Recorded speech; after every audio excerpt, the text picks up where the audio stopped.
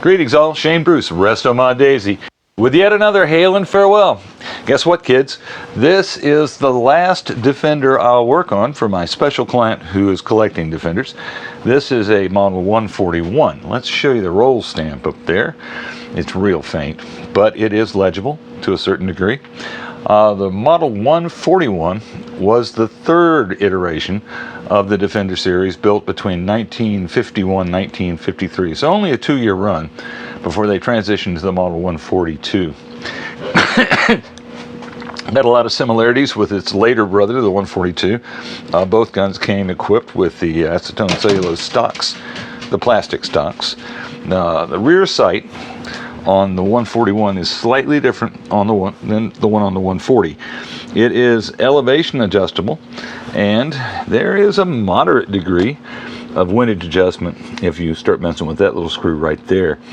Comes with a flip peep, which is always a cool option on a Daisy. And this particular gun, let's roll her around to the other side, showed up with one of these on them. And what you're looking at there on the receiver is the Daisy model 303 scope mount. As you can see, mounts into these two bolts on the sides.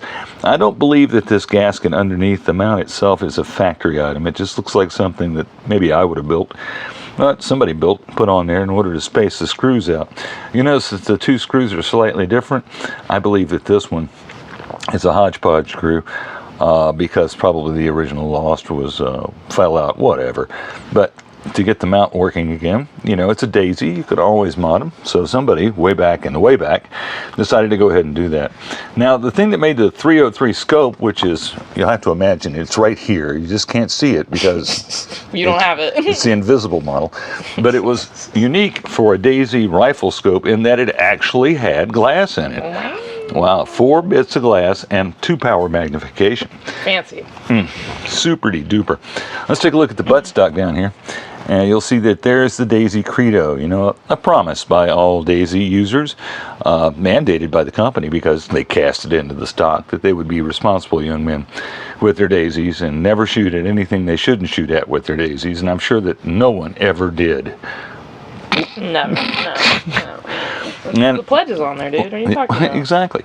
And also, this one has the trap butt plate. This one actually is working really well. Once again, you've got a secret compartment here for decoder rings, spare BBs, bubble gum, whatever. Bang, there you are, right there.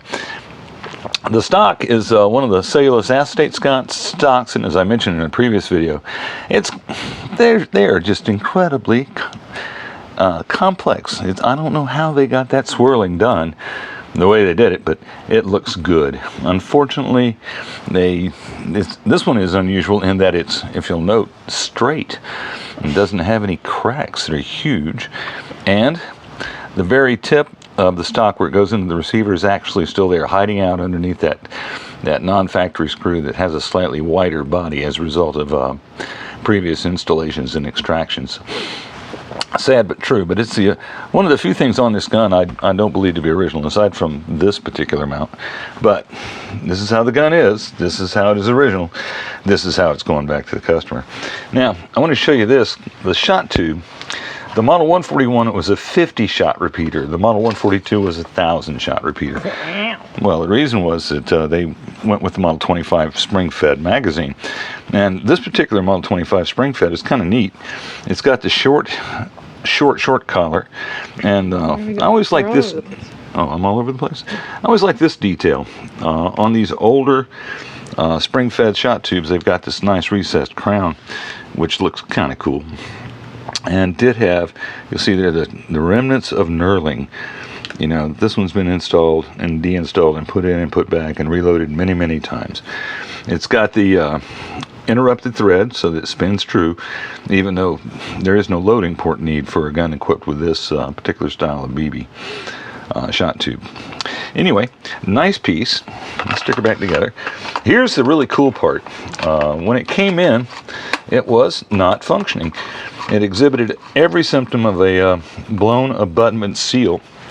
But when I got the gun apart, what I discovered was the seal wasn't blown per se. It wasn't in the best of shape. What had happened is the mainspring had broken off. And when it broke off, it managed to worm its way around the spring anchor. So the spring was actually situated about like this in the gun, which reduced the amount of force, the piston and spring could exert. And the gun would not do better than just tap a BB out of the barrel. And I got a feeling that whoever had the gun for the longest time wasn't unhappy with that. Take a look at the tip of this air tube. There we go. Oh yeah, look at it. Yeah, it looks remarkably like somebody just decided that the way to fix my Daisy that won't work is just to keep firing it, because eventually It'll fix itself. so, Here, watch this little experiment. yeah, All right, I'm going to bring it up. I'm going to take a BB and I'm going to sit it. Look at that. Do you see that? perfectly in there. That basically was fire formed. God knows how many impacts that took. And while he was busy fire forming it, take a look at the end of it. Does that look right?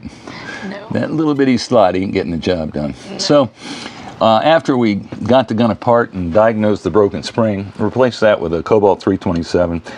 Replaced the factory air tube with a 764 overbore. Now, after getting the spring parts removed and getting it reinstalled with the factory shot tube, this gun runs in the 310s. That's really, really quick.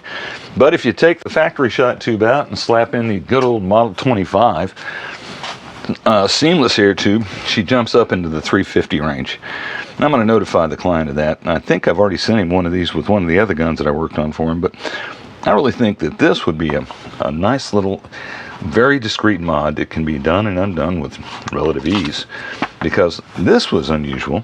Normally this Model 25 mag will stick out past the end of the shroud, but you'll note that's an exact lockup. No need for a spacer, and throws another 35 feet a second on the gun. Really cool stuff. Well, that ends our journey with the Daisy Defender series. We've seen every one, or one of each model made. We've done detailed disassemblies and a little bit of corrective maintenance here and there on several of them. And I've got one more 140 that I'm going to show you once the stock sets are cured up.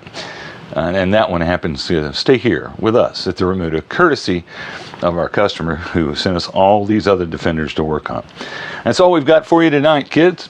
This is Shane Bruce with Resto Mod Daisy, signing off.